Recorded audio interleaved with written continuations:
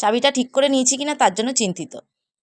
বেরোচ্ছি, যাচ্ছি college street. কোথায় যাচ্ছি দেখাবো তোমাদের। যে আমাদের লিফট এসে গেছে, জানি খুব তাড়াহুড়ো, ট্রেনের টাইমও হয়ে গেছে। চলে এসেছি স্টেশনে, আর আমাদের ট্রেনও চলে এসছে তাড়াতাড়ি।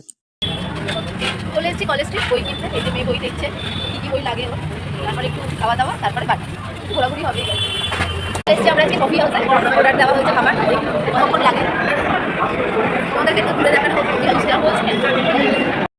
আমার জন্য মাটন কাটলেট, মেয়ের জন্য ফিশ কাটলেট, এই জন্য ফিশ করি। শুরু করবো খাওয়া এখন। এই থেকে বুঝতে পারছো ভালো খেয়েছে সবাই কাউন্টারি ভালো আছে। কফি হাউসে এসছি আর কফি খাবো না সেটা তো হয় না। আমি খেয়ে নিলাম হট কফি আর মেয়ে খেয়ে নিল কোল্ড কফি। খাওয়া দাওয়া সেরে বেশ আমরা অনেকক্ষণ 1 ঘন্টা মতো ছিলাম।